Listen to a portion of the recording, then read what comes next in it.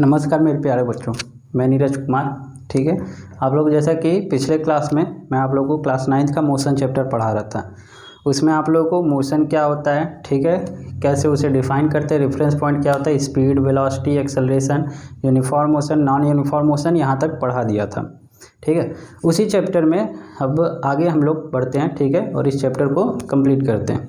इसमें हम लोग को क्या है कि अब हमें ग्राफिकल रिप्रेजेंटेशन पढ़ना है। ठीक है, कि ग्राफ कैसे हम लोग रिप्रेजेंट करते हैं। ठीक है, तो हमारा अगला टॉपिक क्या है इसमें, ग्राफिकल रिप्रेजेंटेशन ऑफ मोशन। ठीक है,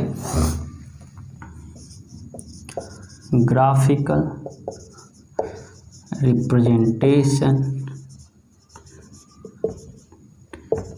ऑफ मोशन। ठीक है, ग्राफिकल रिप्रेजेंटेशन ऑफ मोशन। तो इसमें हमारा पहला ग्राफ है जो, ठीक है, पहला ग्राफ है हमारा इसमें डिस्टेंस टाइम ग्राफ। ठीक है, तो डिस्टेंस टाइम ग्राफ में, ठीक, मान लीजिए ये हमारी एक एक्सिस हो गई ए, ये हमारी वाई एक्सिस है, ये हमारी एक्स एक्सिस, और ये पॉइंट हमारा ओरिजिन हो गया।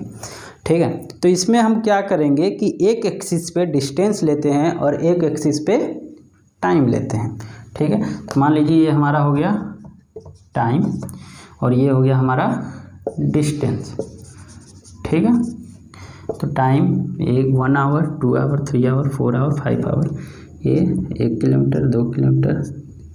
ठीक है, ये मान लीजिए 10 किलोमीटर है। ये डिस्टेंस हमारा है किलोमीटर में, 20, 30 किलोमीटर, 40 किलोमीटर। टाइम हमारा किस में है, आवर में, 1, 2, 3, 4, 5। ठीक है, तो मान लीजिए हमारा कोई व्हीकल है, ठीक है, कार है हमारा, यहाँ 0 से स्टार्ट किया तो 1 घंटा में 10 किलोमीटर चल रहा है, फिर 20 किलोमीटर 2 घंटा में, 30 किलोमीटर 3 घंटा में, फिर उसके बाद 30 किलोमीटर 3 घंटा में, फिर 40 किलोमीटर। ठीक है, तो यहाँ से स्टार्ट किया, ठीक है, तो ऐसे मूव करेगा। ठीक, तो इसको हम क्या बोलते हैं, डिस्टेंस टाइम ग्राफ। ये हमारा distance time graph of uniform motion. ठीक है, तो ये क्या हमारा distance time graph of uniform motion. इसमें क्या होता है कि स्पीड हमारी फिक्स होती है। ठीक है, 1 घंटा में 10 किलोमीटर, 2 घंटा में 20 किलोमीटर, 3 घंटा में 30 किलोमीटर, 4 घंटा में 40 किलोमीटर। तो इसी तरह के ग्राफ के रिप्रेजेंटेशन को ही हम बोलते हैं distance time graph of uniform motion. ठीक है, तो ग्राफ में बहुत कुछ चीज़ें आपको समझने की ज़रूरत नहीं, बस ग्राफ याद रखिए। एग्जाम में अगर आएगा तो सिर्फ ग्राफ को ही बनाने के लिए पूछेगा और आपको कुछ वैल्यू दे देगी, उसे रिप्रेजेंट करना होगा। तो मैथ्स में आप लोग बहुत सीखे हैं ग्राफ बनाना, कोई नई बात नहीं है। ठीक है ना, कोऑर्डिनेट ज्योमेट्री भी पढ़ाया हूँ आप लोगों को। अगर ग्राफ बनाना नहीं आता है तो आप लोग वहाँ से जा कर के, ठीक, मेरा वीडियो वहाँ पे देख सकते हैं कि कैसे मैं ग्राफ बनाना आप लोगों को सिखाया हूँ एक्स एक्सिस और वाई एक्सिस पे। ठीक है, तो ये हो गई हमारी यूनिफॉर्म मोशन की। ठीक, अगर यही हमारा नॉन यूनिफॉर्म मोशन हो तो ऐसे कंडीशन में टाइम एक unequal distance equal interval of time में कंज्यूम करेगा, तो ये हमारा ग्राफ कुछ ऐसे आ जाएगा। ठीक है, मतलब शुरू में स्पीड स्लो थी, बाद में बढ़ गई, इसलिए हमारी ग्राफ पहले क्या थी, वो एक्स एक्सिस की तरफ झुकी थी, फिर ऊपर जा कर के वाई एक्सिस की तरफ हो गई। ठीक है, तो ऐसे ग्राफ को हम क्या बोलेंगे, नॉन यूनिफॉर्म मोशन। ठीक है, ये क्या हमारा ग्राफ नॉन यूनिफॉर्म मोशन का ग्राफ है। ठीक है, इतना समझ में आया ग्राफ।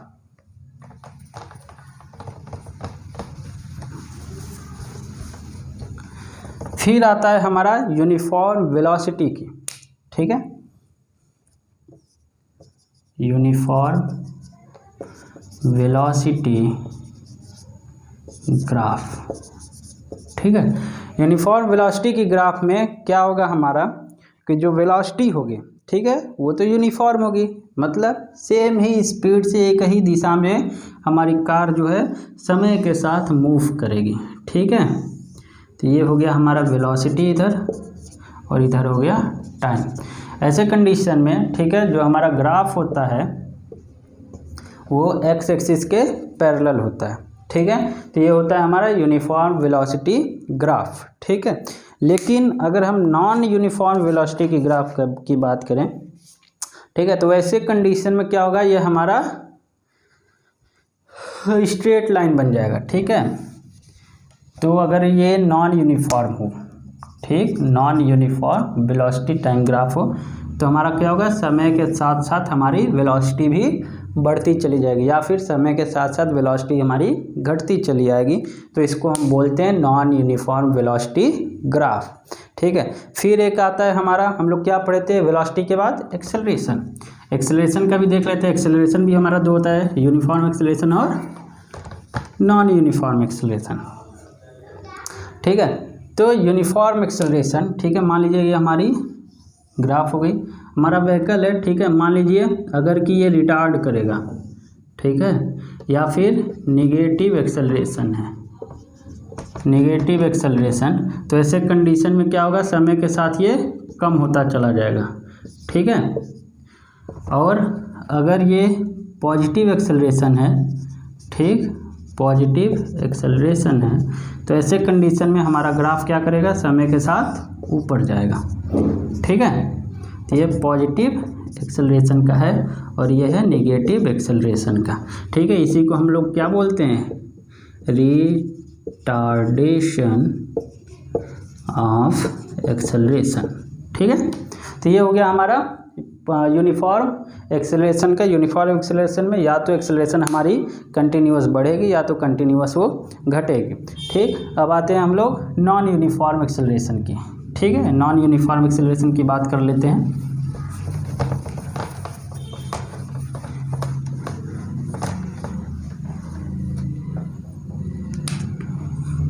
नॉन यूनिफॉर्म एक्सेलरेशन जैसे कि आपको हम बताए थे क्या, कि कभी स्पीड बढ़ेगी, कभी घटेगी, फिर बढ़ेगी, फिर घटेगी। तो ऐसे में क्या होती है, कभी स्पीड हमारी बढ़ेगी, फिर कभी घटती है, फिर बढ़ेगी, कभी कभी जीरो भी हो जाएगी, फिर बढ़ती है, फिर जीरो पे आएगी, फिर ऐसे ही ये जिग जैग मोशन करते रहता है। तो ये होता है हमारा नॉन यूनिफॉर्म एक्सेलरेशन। ठीक है, ये होता है हमारा नॉन यूनिफॉर्म एक्सेलरेशन का। इधर एक्सेलरेशन, इधर टाइम, ये एक्स एक्सिस होती है, ये वाई एक्सिस होती है, ये हमारा ग्राफ है, मूव कर रहा है। ठीक है, तो ये हो गया, हम लोग कवर कर लिए ग्राफ। ठीक है, अब इसके आगे जो मोस्ट इम्पॉर्टेंट चीज़ है इस चैप्टर का, वो अब हम लोग पढ़ेंगे। तो इस चैप्टर का सबसे मोस्ट इम्पॉर्टेंट चीज़ क्या है, आप सभी लोग जानते ही होंगे, है ना, जानते कि नहीं, बताइए। हाँ, सही बोले, क्या है वो, इक्वेशन ऑफ मोशन। ठीक है, क्या है, इक्वेशन ऑफ मोशन, और वो भी कैसे, ग्राफ से हम लोग फाइंड करेंगे। Equation of motion by graph. पहली बात तो तीन इक्वेशन होते हैं, बता देता हूँ आप लोगों को। इक्वेशन हमारा पहला क्या होता है, v equal to u plus a t. ठीक, दूसरा इक्वेशन है s equal to u t plus half a t square. तीसरा इक्वेशन हमारा क्या है, s equal to 2as equal to we square minus you square, जिसमें से कि v क्या होता है हमारा final velocity, final velocity, u क्या होता है इनिशियल वेलोसिटी। ठीक है, t क्या है, टाइम है, और कुछ छूट गया, हाँ, a क्या है हमारा एक्सेलरेशन है, s क्या है डिस्टेंस होता है। ठीक, तो ये हमारे तीन इक्वेशन इस चैप्टर का मोस्ट इम्पॉर्टेंट पार्ट है। ठीक है, तो बड़े ध्यान से देखिएगा, तीनों इक्वेशन याद रखिएगा, क्योंकि लाइफ में जब तक आप साइंस लेकर के फिजिक्स ये सब चीज़ें पढ़ेंगे तब तक आप लोगों को ये इक्वेशन काम देगा। ठीक है, तो बहुत ईमानदारी के साथ, सच्चाई के साथ इसको पढ़ना है। ठीक है, भूलना नहीं है कभी। और ये अक्सर एग्जाम में भी पूछा जाता है, इस पे न्यूमेरिकल भी आते हैं, डेरिवेशन के लिए भी आता है। ठीक है, तो डेरिवेशन हम करा देते हैं, न्यूमेरिकल भी इस पे एक दो करा देंगे, बाकी आप लोगों को अपने से प्रैक्टिस करना होगा। ठीक है, तो अब आइए देखते हैं कि ये तीनों इक्वेशन आखिर आया कहाँ से आ गया, ये हमारी लाइफ को बर्बाद करने के लिए। ठीक है, ये सब किया धरा किसका है, न्यूटन साहब का है। न्यूटन साहब के पास इतना दिमाग था कि दुनिया में अपने एक लाइफ में इतनी चीज़ें बता करके चले गए हैं कि पूरी लाइफ अगर उसको हम लोग पढ़ते ना तो भी वो ख़त्म नहीं होगा। ठीक है, माना जाता है कि न्यूटन साहब जितना अपना दिमाग, ठीक है, जितनी चीज़ें वो खोज करके गए, प्रूफ करके गए हैं, ठीक है, उस वो तो सत्य है, लोग मानते हैं। आज के समय में भी जितने भी हमारे साइंटिस्ट हैं, ठीक है, वो लोग उसी चीज़ पे काम कर रहे हैं, उसी चीज़ को प्रूफ करने में लगे हुए हैं जिस चीज़ों को न्यूटन ने सिर्फ बता करके गया है। ठीक है, कुछ चीज़ें उन्होंने सिर्फ बताया कि ये ऐसा होता है, दुनिया में ये चीज़ें इसलिए होती हैं। ठीक है, कोई प्रूफ नहीं किया, सिर्फ उन्होंने हाइपोथेटिकली ऐसे बता दिया, और वो भी बात उनकी सच है। समय के साथ लोग उसे भी प्रूफ करें कि उन्होंने आज से 200-300 साल पहले जो कह करके गया है वो सारी बातें अभी तक सच होती चली आ रही। इतना दिमाग था उस आदमी के पास। ठीक है, और उसका अगर हम लोग को 1%, 5% या 10% भी दिमाग मिल जाए तो आज के समय में हम लोग कहाँ से कहाँ पहुँच जाएं। ठीक है, तो ये तो बात हो गई न्यूटन साहब की। ठीक है, चलिए क्या करेंगे, जो करके वो गए भोगी है उसको आप लोग, हम लोग भी मिल करके भोगते हैं। ठीक है, लेकिन बहुत सारी अच्छी काम भी करके गए हैं, बहुत सारे क्या ज़्यादा ही अच्छे काम करके गए हैं, जिसके वजह से आज हम लोग इस रहस्यमय दुनिया की बहुत सारी चीज़ों को समझने में मदद करता है। ठीक है, न्यूटन साहब ही हैं जिन्होंने ग्रेविटेशन बताया, मोशन बताया। न्यूटन साहब ही हैं जिन्होंने पृथ्वी का रोटेशन बताया, एक्सेलरेशन बताया। ठीक है, कैसे हमारा मून जो है अर्थ की तरफ घूमता है, अर्थ हमारा कैसे सन की तरफ घूमता है। ठीक है, तो इस इक्वेशन को डिराइव करने के लिए सबसे पहले हमें एक ग्राफ याद करना पड़ेगा। ठीक है, ग्राफ क्या है हमारा, ये सब चीज़ें इरेज कर देते हैं। ठीक है, मेरा बोर्ड थोड़ा छोटा है और डेरिवेशन लंबा है। ठीक है, तो उसके लिए जगह चाहिए। हाँ, तो ग्राफ क्या है हमारा, ग्राफ देखिए, ग्राफ अगर आप लोग याद कर लिए, ग्राफ अगर सिर्फ इसका याद कर लिए तो आधा डेरिवेशन हो गया। ठीक है, ये होता है हमारा O, ये होता है A, यहाँ से गया ये। ठीक है, ये होता है B, यहीं से ये वापस आता है, ये होता है C। ठीक, ये पॉइंट हो गई D, और ये यहाँ से स्ट्रेट आ गया, इसको कहते हैं E। ठीक है, ग्राफ याद रखिएगा, ग्राफ में 0 से A तक ये होता है U, पूरा ये वैल्यू होती है हमारी V, और ये होता है टाइम, और ये चीज़ है हमारा एक्सेलरेशन। ठीक है, तो ये ग्राफ कौन सा है हमारा, ग्राफ का नाम है हमारा वेलोसिटी टाइम ग्राफ। ठीक है, हाँ, इस ग्राफ का नाम है वेलोसिटी टाइम ग्राफ। ठीक, वेलोसिटी टाइम ग्राफ है। ठीक है, तो इसमें क्या है, सबसे पहले हम फर्स्ट इक्वेशन डिराइव करेंगे। ठीक है, फर्स्ट इक्वेशन डिराइव करने के लिए आप लोग ग्राफ बड़े ध्यान से देखिए। ठीक है, ग्राफ में आप लोगों को कहीं पर BC दिखाई दे रहा है, BC दिख रहा है, तो हम लोग क्या कर सकते हैं कि from the graph we have, हमारे पास क्या है, BC है, BC को हम क्या लिख सकते हैं, BD प्लस DC। ठीक, जिसमें से कि OA पैरेलल है DC के और बराबर भी है, और AD पैरेलल है OC के और बराबर है। तो इसको हम क्या लिख सकते हैं, BC equal to BD plus AO लिख सकते हैं कि नहीं, देखते चलिए और इसको समझते भी चलिए। ठीक है, बड़े काम की चीज़ है ये, फिर बाद में ये मत कहिएगा कि सर जी हमको समझ में नहीं आया। ठीक है, तो अब देखिए BC हमारा क्या है, BC यहाँ से लेकर के यहाँ तक ये क्या है हमारा V है, BD को पता नहीं, ठीक है, छोड़ दीजिए BD ही इसको, और AO क्या है, U है, इसको इक्वेशन 1 मान लीजिए। ठीक, इसको हमने क्या मान लिया, इक्वेशन 1। ठीक है, अब हम लोग जानते हैं, हम लोग पढ़े भी हैं पहले कि एक्सेलरेशन क्या होता है, change in velocity upon time taken. ठीक है, तो एक्सेलरेशन क्या होता है, वी नो डैट एक्सेलरेशन। ठीक है, तो एक्सेलरेशन इक्वल टू क्या होता है, change in velocity upon time taken. ठीक है, तो चेंज इन वेलोसिटी हमारी कहाँ से कहाँ चेंज करिए, BD अपॉन AD। ठीक है, BD अपॉन ए डी। दिख रहा है? हाँ, यही तो है वेलोसिटी और ये टाइम ले रहा है। ठीक, तो B D upon A D. ठीक है, और इसको हम क्या लिख सकते हैं? B D upon A D के बदले हम ओ सी लिख सकते हैं, ओ सी। ठीक है, तो जब इतना लिख दिए तो अब हम लोग इसको क्रॉस मल्टीप्लाई करके बी डी की वैल्यू निकालेंगे। ठीक है, क्या करेंगे? क्रॉस मल्टीप्लाई करके बी डी की वैल्यू निकालेंगे। तो यहाँ से हमारा a इक्वल टू क्या आ जाएगा? बी डी अपॉन ओ सी को हम क्या लिख सकते हैं? टी। तो बी डी इक्वल टू क्या आ गया? ए टी आ गया। ये हो गया हमारा इक्वेशन सेकेंड। ठीक है, अब जब इक्वेशन सेकेंड मिल गया तो इसी को उठा करके हम इक्वेशन फर्स्ट में पुट कर देंगे। ठीक, क्या करेंगे? इक्वेशन फर्स्ट में पुट कर देंगे।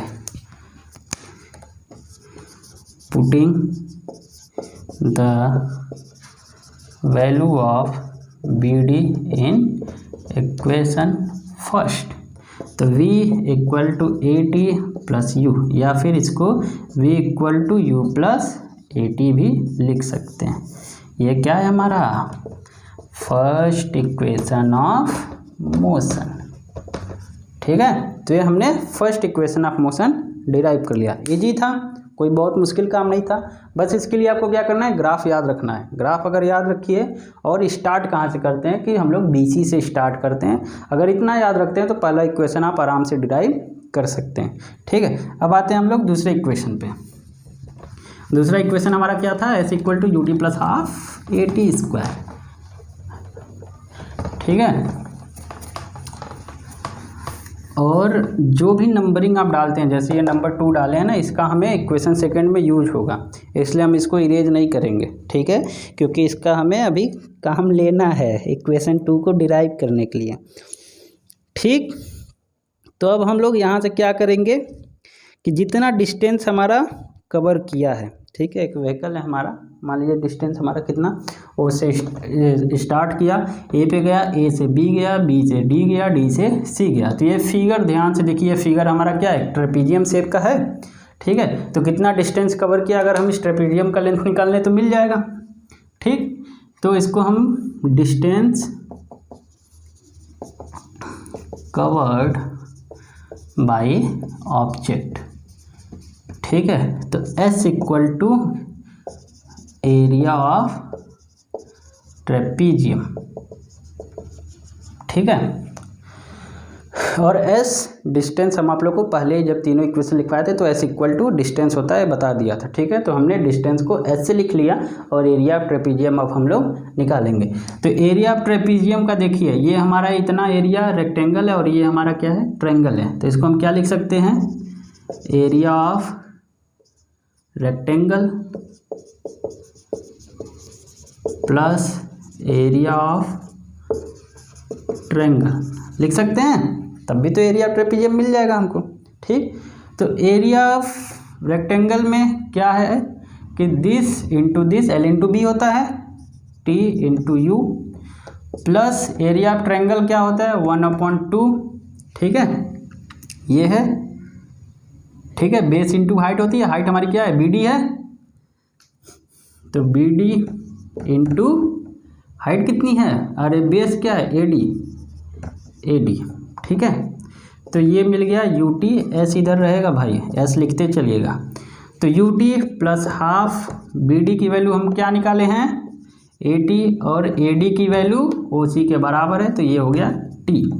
तो S इक्वल टू क्या मिल गया? UT plus half AT square. ये हमारा क्या है? Second equation of motion. ठीक है, ये मिल गया हमको सेकेंड इक्वेशन ऑफ मोशन। ठीक, अब हमारा इसका काम खत्म हो गया, अब हम लोग इरेज कर देंगे। ठीक, लिख लिए। अब हमारे पास एक इक्वेशन और रह गया डिराइव करने के लिए। ठीक है, कौन सा है वो? Third equation of motion. क्या होता है? 2AS equal to we square minus you square. तो उसके लिए हम क्या करेंगे? इसमें भी हम लोग को निकालना है, वही एरिया ही निकालना है। ठीक है, तो इसके लिए भी हम क्या करेंगे? S equal to area of trapezium, ठीक है। तो एस एरिया ऑफ ट्रेपीजियम का फॉर्मूला बताइए, 1/2 sum of parallel side into height, ठीक है, यही होता है ना। या फिर इसको ऐसे भी बोल सकते हैं कि sum of parallel side into height upon 2, ठीक है। तो क्या होता है, sum of parallel side into height divided by 2, ठीक है। तो पैरेलल साइड हमारी कौन सी है, ये है और ये है, यही है ना, सॉरी ये नहीं, ये ए ओ है और बी डी है। तो S equal to B C plus A O, height क्या है हमारी ओ सी डिवाइडेड बाई 2, ठीक। तो बी सी और ए ओ की वैल्यू हमें पता है, तो हम डायरेक्ट क्या कर देंगे, वैल्यू पुट कर देंगे, ठीक है। बी सी की वैल्यू क्या है V, ए ओ की वैल्यू क्या है U है, ठीक है। और ओ सी की वैल्यू क्या हो गई, T हो गई, डिवाइडेड बाई 2। तो फर्स्ट इक्वेशन हमारा क्या था, ठीक है, फ्रॉम इक्वेशन फर्स्ट वी है क्या था, V equal to u plus a t था, V minus u upon a equal to t आएगा, ठीक। तो यहाँ से हम T की वैल्यू इसमें पुट कर देंगे, ठीक है। तो फिर इसके बाद क्या करेंगे, now put the value of T की वैल्यू हम लोग पुट करेंगे, इसमें क्या मिल जाएगा, S equal to V plus u और V minus u upon 2a, ठीक, इतना मिला। अब कुछ कुछ समझ में आ रहा है, आंसर दिख रहा है कि नहीं, ठीक है। अब हम लोग को फॉर्मूला पता है कि A square minus B square का फॉर्मूला क्या होता है, A plus B A minus B, S equal to we square minus you square divided by 2a को इधर भेज दें, तो 2as equal to we square minus you square, ये हमारा थर्ड इक्वेशन आ गया, थर्ड इक्वेशन ऑफ मोशन, ठीक है। तो हमने क्या किया, तीनों इक्वेशन ग्राफ की मदद से डिराइव कर लिया, ठीक है। जब डिराइव कर लिया तो इक्वेशन याद भी रखिए और अपने से डिराइव करना सीखिए, क्योंकि डेरिवेशन अगर तीनों इक्वेशन साथ में पूछता है तो 5 से 6 नंबर का एक क्वेश्चन आता है एग्जाम में, और अगर सिर्फ एक या दो इक्वेशन डिराइव करने के लिए बोलता है तो वैसे कंडीशन में भी ये क्वेश्चन कम से कम 2 या 3 नंबर का आता है। और ये क्वेश्चन हर बार आता है, हर एग्ज़ाम में आता है, और डेफिनेटली 100% गारंटी है कि इसमें से कुछ ना कुछ डेरिवेशन के लिए आता है, ठीक है। तो आप लोगों को क्या करना है, प्रैक्टिस करना है और डेरिवेशन याद रखना है। चलिए इसी का अब एक लास्ट टॉपिक है, वो भी पढ़ा देते हैं, कवर करा देते हैं, और ये हमारा चैप्टर कंप्लीट हो जाएगा।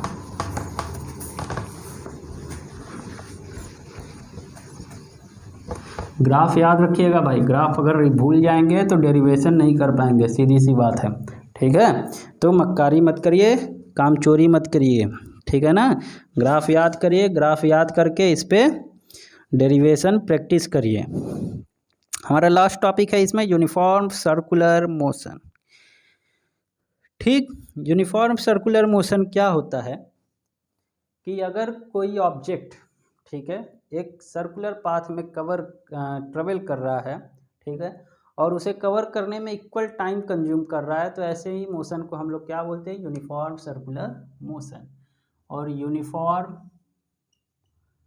सर्कुलर मोशन, ठीक, when an object move in circular path in fixed interval of time, then we say that object is in uniform circular motion, ठीक है।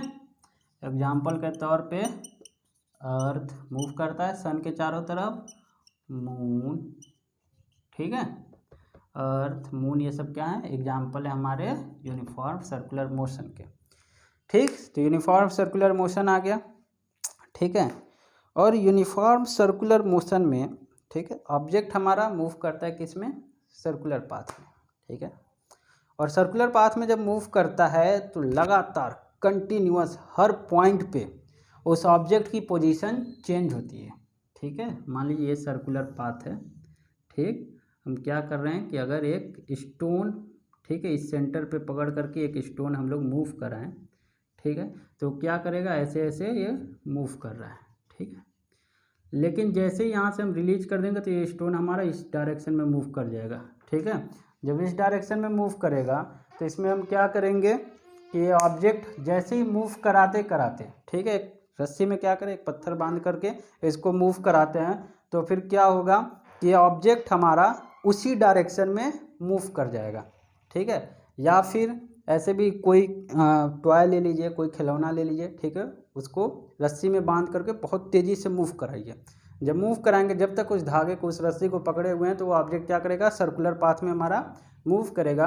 और जब मूव करते करते अचानक से उसे छोड़ दें तो जहाँ पर छोड़ेंगे उसी डायरेक्शन वो सीधे मूव करता हुआ चला जाएगा। ठीक है, तो इससे हमारा क्या पता चलता है कि ये जो थ्रेड है, ये थ्रेड हमारा कंटिन्यूअस इस पत्थर को, इस स्टोन को सेंटर की तरफ खींच रहा है। ठीक है, तो ये थ्रेड हमारा जो इस स्टोन पे फोर्स लगा रहा है, इसी फोर्स को हम क्या बोलते हैं, सेंट्रीपिटल फोर्स। ठीक है, क्या बोलते हैं, सेंट्रीपिटल फोर्स।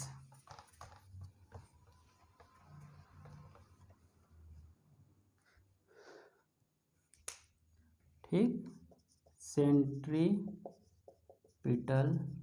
फोर्स। ठीक, क्या होता है, force which always attract an object in the direction of center। ठीक, तो सेंट्रीपिटल फोर्स क्या होता है कि ये फोर्स एक ऐसा फोर्स होता है जो ऑब्जेक्ट को हमेशा सेंटर की तरफ खींचता है। ऐसे ही फोर्स को हम बोलते हैं सेंट्रीपिटल फोर्स। और यही फोर्स हमारा रिस्पॉन्सिबल है जो कि अर्थ को हमेशा एक सर्कुलर पाथ में सन के चारों तरफ मूव कराता है। यही फोर्स रिस्पॉन्सिबल है जो मून को अर्थ के चारों तरफ चक्कर लगाता है। ठीक है, तो यही फोर्स हमारा एग्जाम्पल है। इसका एक तरीका भी और भी है। ठीक है, कि अगर आप एक काम करिए, ठीक है, एक गिलास में पानी भर लीजिए। ठीक है, और उसको एक रस्सी से बांध लीजिए। ठीक है, बांध करके उस ग्लास को बहुत तेज़ी से मूव कराइए तो ग्लास का पानी नीचे गिरेगा ही नहीं जब तक वो मोशन में। जैसे ही वो स्लो डाउन होगा उसके बाद वो ग्लास का पानी नीचे गिर जाएगा। ठीक है, क्यों होता है, सेंट्रीपिटल फोर्स के कारण। तो सेंट्रीपिटल फोर्स हमारा बहुत इंपॉर्टेंट होता है, हमारे यूनिवर्स में बहुत ज़्यादा इसका यूज होता है, अप्लाई होता है, जिसके वजह से सारे स्टार, प्लैनेट, ठीक है, मून एक दूसरे से बंधे हुए हैं। और इसी फोर्स की वजह से ही हमारे जो साइंटिस्ट होते हैं सैटेलाइट स्पेस में भेजते हैं, और वो सैटेलाइट अर्थ का चारों तरफ चक्कर लगाते रहता है हमेशा जब तक कि वो रहता है। और उसकी एनर्जी, लोग सोचते होंगे कि इतना पेट्रोल कहाँ से आता है, कहाँ से उसको ताकत मिलती है, हमेशा घूमते रहता है, तो कोई एनर्जी नहीं देते। ये फोर्स रिस्पॉन्सिबल होता है उसको अर्थ के चारों तरफ घुमाने में। ठीक है, तो ये हो गया हमारा सेंट्रीपिटल फोर्स। ठीक है, इसकी वेलोसिटी निकालने के लिए एक फॉर्मूला भी होता है हमारा कि v इक्वल टू, बताइए क्या होता है, सरकमफ्रेंस का 2πr, और उसको कवर करने में जितना टाइम कंज्यूम करते हैं। ठीक है, तो ये हो गया हमारा चैप्टर कवर हो गया। ठीक है, तो अब क्या करना है आप लोगों को, ये चैप्टर हमने मोशन कंप्लीट करा दिया। अब आप लोग इसे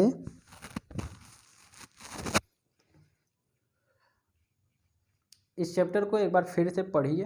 ठीक है, जितने भी फॉर्मूले बताए हैं उसको करिए, डेरिवेशन प्रैक्टिस करिए, इस पर न्यूमेरिकल प्रैक्टिस करिए, क्वेश्चन आंसर याद करिए। बहुत इंपॉर्टेंट ये चैप्टर है फिजिक्स का मोशन। ठीक है, अगर साइंस में आपका सपना है कि साइंस के फील्ड में कुछ करना चाहते हैं, फिजिक्स के फील्ड में कुछ करना चाहते हैं, तो ये सब चीज़ें हमेशा काम आएंगी। ठीक है, तो इन सब चीज़ों को एकदम रट जाइए, दिमाग में बैठा लीजिए, कहीं पर कोई भी पूछे तो आप बता सकें। ठीक है, चलिए उम्मीद करते हैं कि ये मोशन चैप्टर आपको समझ में आया होगा। ठीक है, प्रैक्टिस करिए, मेहनत करिए जम करके। ठीक है, और हाँ, मेरे चैनल को लाइक, सब्सक्राइब और शेयर करना मत भूलिएगा। मिलेंगे हम लोग अगले क्लास में एक नए टॉपिक के साथ, एक नए चैप्टर के साथ, और एक नए हंसी मजाक करते हुए तरीके से इस चैप्टर को भी कंप्लीट किया जाए। चलिए, बहुत बहुत धन्यवाद, मिलते हैं अगले क्लास में।